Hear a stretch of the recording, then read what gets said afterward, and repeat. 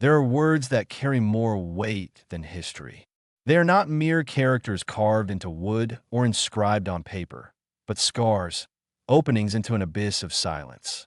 And in the annals of disappearances, no word is more haunting, mysterious, and controversial than a single word, found on a deserted island in the late 16th century. A word that, to this day, remains the only answer and the biggest question in the disappearance of more than 100 people. That word is CROATOAN. Our story begins in 1587, during the age of conquest and discovery, when Queen Elizabeth I of England sought to plant her flag in the New World, challenging Spanish dominance. Under the auspices of Sir Walter Raleigh, a group of 117 men, women, and children set sail across the Atlantic with a dream: to establish the first permanent English colony in the Americas. They were not soldiers, but families, craftsmen, farmers carrying seeds and hope. Their destination was Roanoke Island, a strip of land off the coast of what is now North Carolina. Their leader was John White, an artist, a cartographer, and a grandfather. His daughter, Eleanor Dare, gave birth to a girl on the island, Virginia Dare, the first English child born in the New World. Virginia's birth was a symbol, a seedling of empire, a promise of a future rooted in new land. But this land, with its lush jungles and mysterious native tribes, was not a blank slate. It was the deep blue continent, which promised riches and whispered death. Just months after landing, the fledgling colony faced harsh realities. Supplies were running low, and relations with the local tribes were increasingly strained. John White was forced to make a painful decision. He would return to England alone to bring back more men and supplies. He said goodbye to his daughter Eleanor and his young granddaughter Virginia, with the promise to return in a few months. That was the last time he saw them. Fate played a cruel trick on John White. By the time he returned to England, war with the Spanish Armada had broken out. Every ship was requisitioned for the war effort. What had been a few months' promise turned into 3 long years. 3 years stranded, haunted by the images of those he had left behind. It was not until August 1590 that John White was able to return to Roanoke. As his ship approached the shore, a deathly silence fell. There should have been the sound of hammering, children playing, men calling to each other. Instead, there was only the wind howling through the fences and the waves crashing against the sand. As he set foot on the island, his worst fears began to materialize.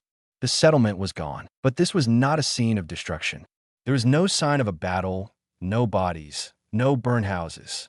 On the contrary, everything seemed to have been cleaned up in an orderly manner. Most of the houses had been carefully dismantled. The defensive fences were still standing. Clearly, they had not been attacked. They had left. But where? And then he saw it. On a tree at the edge of the forest, 3 letters were carved into the bark. Ciro. John White's heart pounded. Before they left, they had made a secret pact. If they had to move, they would carve their destination. If they had to leave in danger, they would carve a Maltese cross next to the name. He hurried toward the center of the settlement, where there was a large pillar of the fence. And there, carved deep and clear, was a single word, a place name, a silent message that had endured 3 years of waiting. CROATOAN. There is no cross. They left voluntarily. They reached CROATOAN Island, home to the friendly Manteo tribe, about 50 miles south. A glimmer of hope. But as White prepared to sail for CROATOAN, the skies darkened. A huge storm arose, an Atlantic hurricane, making further southward travel impossible. After several failed attempts and a mutiny by the crew, the ship was forced to return to England. A heartbroken John White never had the money to finance another voyage. He died a few years later, never knowing what had happened to his daughter, granddaughter, and lost colony. History left them there, caught between a name and a storm. 117 souls vanished into the wilds of America, leaving behind a single word as their tombstone. And the question that has lingered for over 400 years begins: what does CROATOAN really mean? Is it a destination? A warning? Or the name of the very thing that swallowed them? To John White standing on that desolate shore, CROATOAN was not a demonic word. It was a ray of hope, a beacon in the mist of despair. because Croatoan was more than just an island. It was the home of Manteo. Manteo was no obscure chief. He was one of two natives who had voluntarily accompanied the English explorers back to London years earlier. He had lived in the heart of the empire, learned their language, observed their culture, and was even baptized as a Christian. He was a living bridge between the two worlds, a trusted friend to the English. When they returned to Roanoke, Manteo, now chief of the Croatoan tribe, was named Lord of Roanoke and Dasamungwapong by the English, a diplomatic gesture that cemented the alliance. So the most plausible hypothesis, and the one most supported by mainstream historians, is not a horror story, but a story of realistic survival. The assimilation hypothesis. Picture this scenario. Winter is approaching. Supplies have long since run out. John White's promises have become a distant echo. The settlers, isolated and facing several hostile tribes around them, realize they cannot survive on their own. Their only option is to seek help from the only friends they have in this strange land, the Croatoan tribe of Manteo. The careful dismantling of homes now takes on a different meaning. It is not a sign of panic, but of preparation. They are salvaging the most precious, irreplaceable materials: iron nails, door hinges, locks, and perhaps the best planks. They are not fleeing. They are relocating. The 50-mile journey south to Croatoan Island, now Hatteras Island, was certainly arduous. But when they arrived, they were welcomed. A cultural exchange began, not out of curiosity, but out of necessity. The English brought metal tools, knowledge of European agriculture, and building techniques. The Croatoans taught them how to hunt in the dense forests, fish in the shallows, grow corn and squash, and survive the harsh New World winters. Virginia Dare, the colony's poster child, may have grown up not with English hymns, but with Croatoan fireside tales. Her blonde hair may have been braided in the native style. She and the other children in the colony learned to speak two languages, to play games of both cultures. Over time, the lines began to blur. Interracial marriages occurred.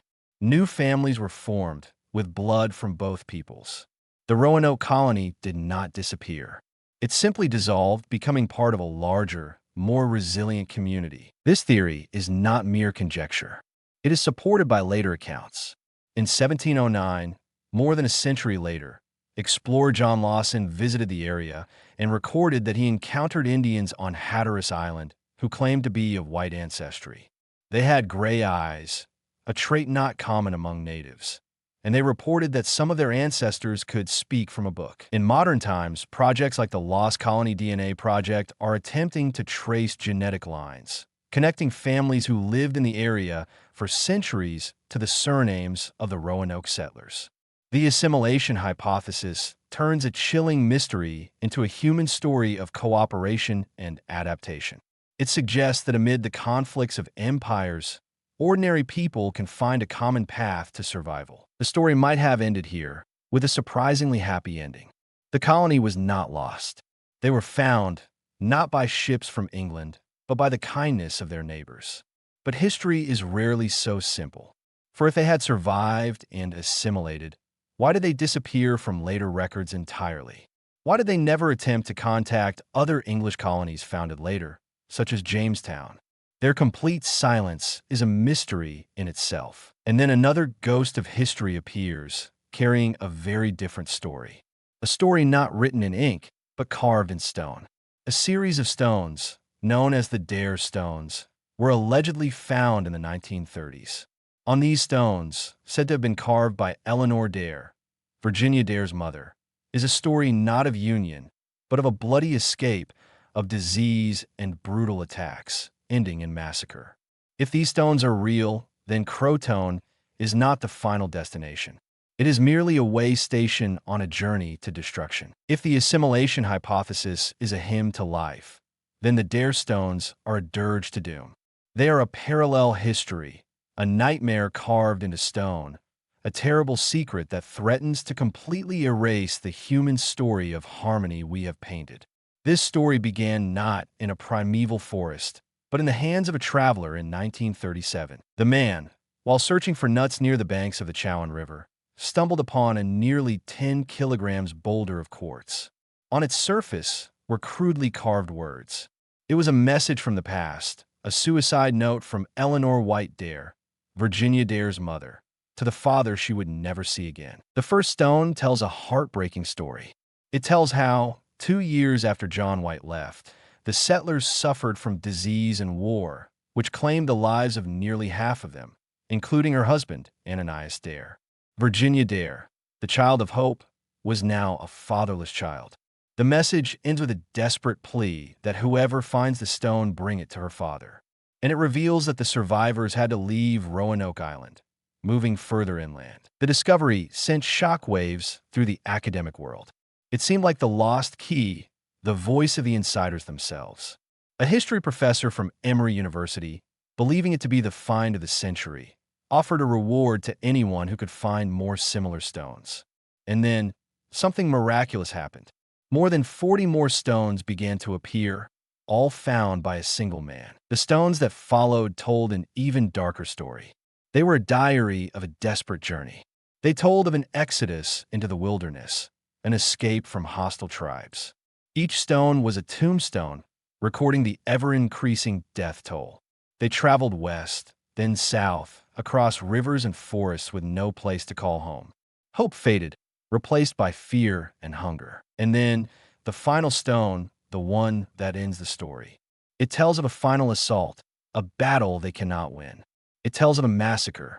The final words, supposedly carved by Eleanor just before she died, are a chilling summation. All but 7 died. These were rescued by a friendly tribe, but their fates are then shrouded in mystery. The story of the Dare Stones paints a different picture.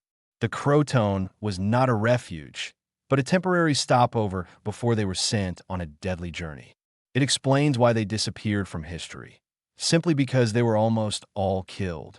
The mystery seems to have been solved, albeit in the most tragic way. But as with everything in the Roanoke story, there was a twist.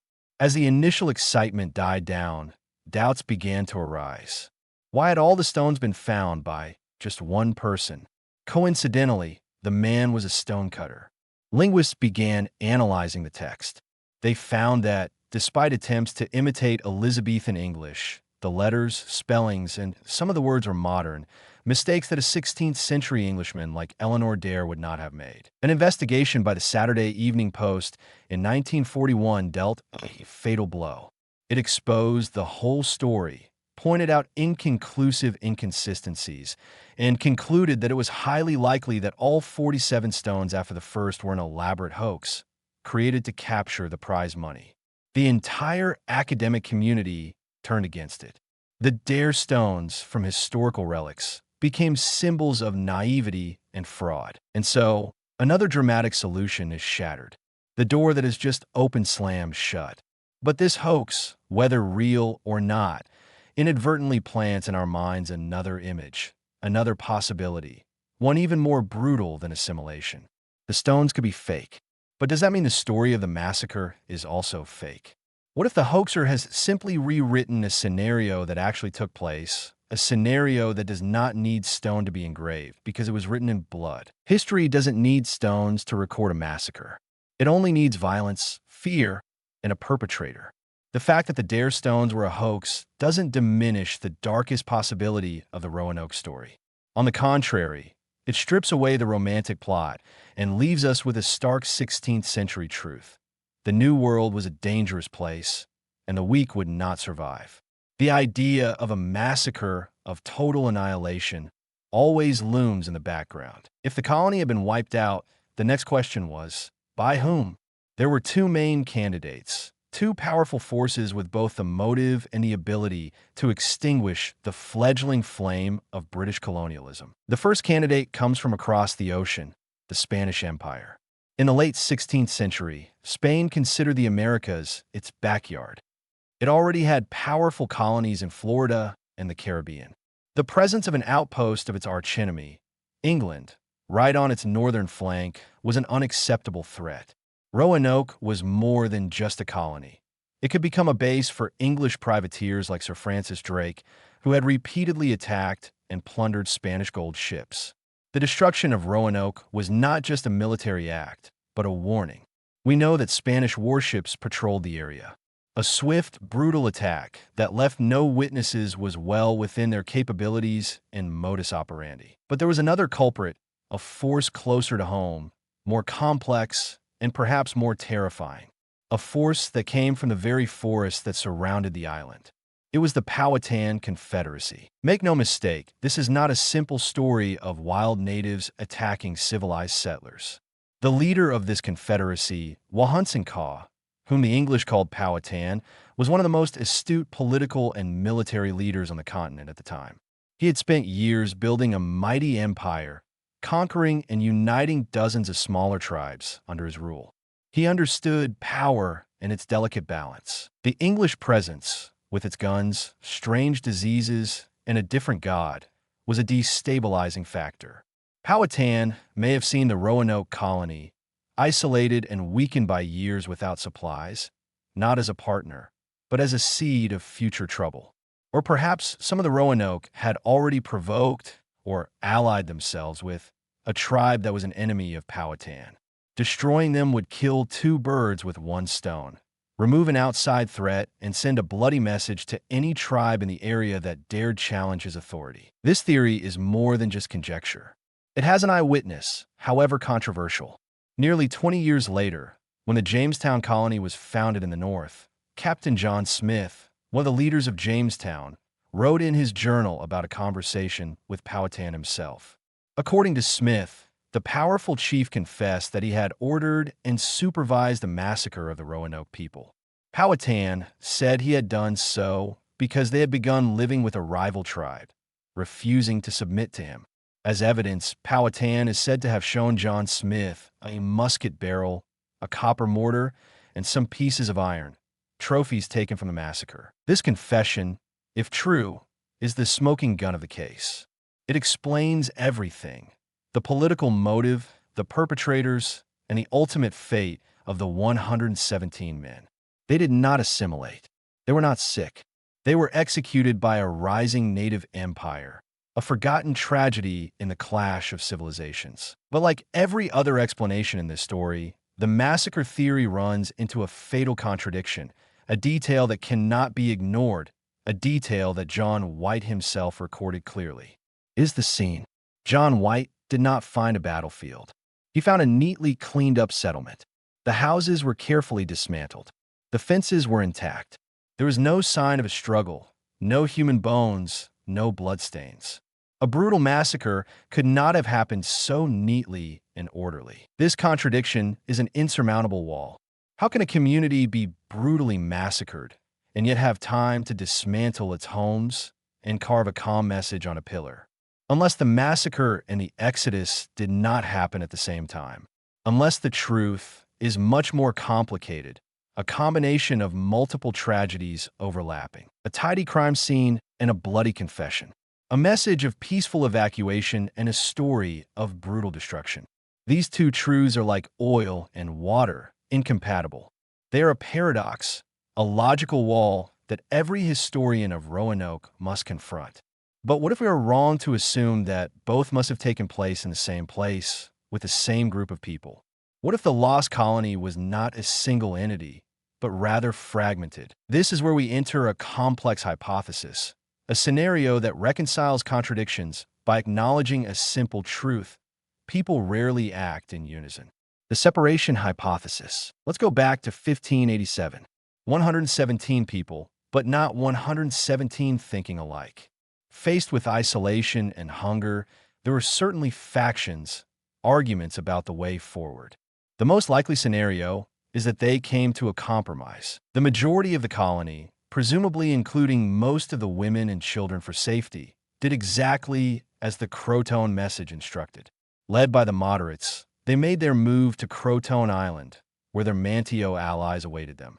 They carefully dismantled their homes, gathered their supplies, and made their way south in an orderly fashion. This perfectly explained the orderly scene that John White had found. The word CROATOAN was not a mystery, but rather a map, a clear message. But a smaller group, perhaps single men, ex-soldiers, or more adventurous souls, disagreed. They did not want to be refugees living on the mercy of a native tribe. They were still haunted by their original dream: to find gold, to find a route to the Pacific, or simply to explore the vast interior. This group decided to split off, to head in a different direction, perhaps west, along the Chowan River, deep into the territory of tribes they had never heard of. And it was this small group, not the entire colony, that Powhatan was talking about. A lone band of white men, intruding deep into his territory, may have caused conflict, competition for resources, or simply made their presence a political pretext. The massacre that Powhatan confessed to John Smith was real, but the victims were not the 117. The victims were the small group that broke away and went to their deaths. The artifacts Powhatan presented, the barrels of the guns, the bronze mortars, were theirs. John Smith, hearing the story, could not have known this complexity and assumed that the entire colony had been wiped out. This theory resolves the paradox ingeniously. It accepts both pieces of evidence, the orderly scene at Roanoke and Powhatan's confession. It divides a large mystery into two smaller, more tragic stories. But it raises a new question. If the majority of the colony made it safely to Croatoan, what happened to them? Why did they disappear from history? The answer may lie in a killer even more brutal than the sword: disease. The Europeans brought with them diseases like smallpox, measles, and influenza, to which they had developed resistance over generations. But for the Native Americans, these diseases were a death sentence. It is possible that the Roanoke settlers, while living in peace with the Croatoans, inadvertently brought a pandemic, a small-scale Columbian exchange, that wiped out both their hosts and their visitors. The survivors, if any, were small, scattered, and completely assimilated into neighboring tribes over generations. The gray eyes, the stories of white ancestors, were the last echoes of a forgotten community. This split hypothesis, with its combination of displacement, massacre, and disease, is the most comprehensive and widely accepted explanation today. It is plausible, it is evidence-based, and it paints a tragic but plausible picture. There is, however, one final element, one loose thread that remains hanging, one that empirical historians often avoid. It is the word Croatoan itself. We have assumed it was a place name. But in the world of the 16th century, a world steeped in alchemy, mystical symbols, and curses, could a word simply be a word? John Dee, the famous alchemist and mystic, was an advisor to Queen Elizabeth. Sir Walter Raleigh was also deeply interested in the occult. Is it possible that the settlers, in their desperation, did more than just carve out place name? Was Croatoan a power word, a magic spell, a symbol of transformation, or an invocation to a power older than man? What if we have been reading the clues wrong all along? Forget the maps. Put away the chronicles of kings and wars. To understand the final, deepest meaning of Roanoke, we may have to read other books. Books about alchemy, about arcane symbols, about the ancient connection between words and power. We must try to see the world through the eyes of a 16th century man. For them, the world was not a machine operating according to clear physical laws. It was a living tapestry, woven of visible and invisible forces. Demons, angels, and nature spirits were real entities. A curse could bring disease. A properly carved symbol could protect a house. This was the age of John Dee, mathematician, astronomer, an Elizabethan mystic who spent his life trying to communicate with angels through an Enochian language. Sir Walter Raleigh, the colony's patron, was also deeply interested in alchemy and the secrets of the universe. The settlers carried that faith across the Atlantic. They were not just coming to a new land.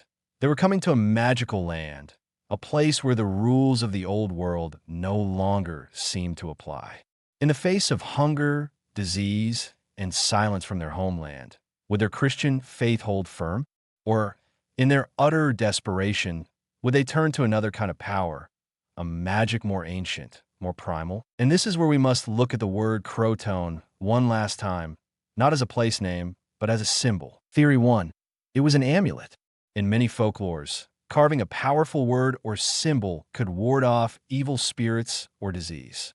Perhaps, when the plague began to spread, settlers, in an act of mixed faith and superstition, carved the name of a strong, powerful native tribe into their village gates, not to show them the way, but to ask for protection, to borrow the power of that name. The second, more terrifying theory, it was the name of an entity.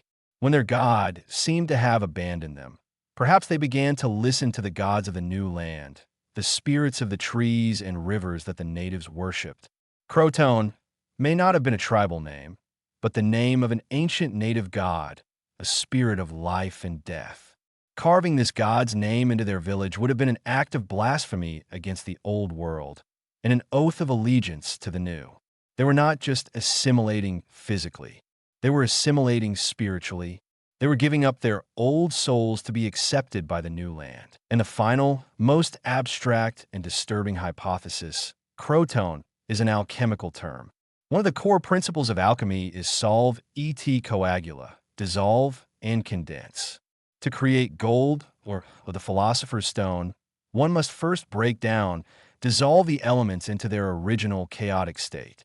Perhaps, faced with inevitable collapse, the most educated settlers decided to undertake one last social alchemical experiment.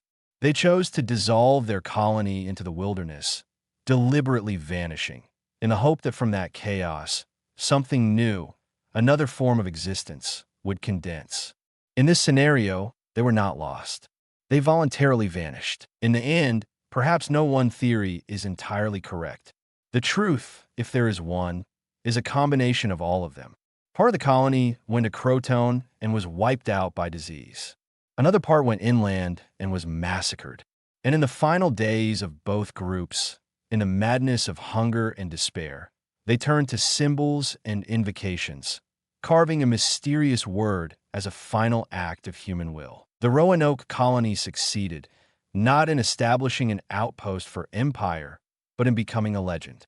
They crossed the line from history to myth. What was truly lost was not the 117 men. What was lost was the certainty of their story, leaving a gap in the annals of history, a gap that we have filled with our own fears and curiosities for 4 centuries. The word CROATOAN is not an answer, after all. It is a mirror. It reflects back the brutality of man, the indifference of nature, and our belief in things beyond our understanding. And it does not ask, where have we gone? It asks, who are you, standing at the edge of a civilized world and looking into the silence of the wilderness? The answer, perhaps, was lost with them.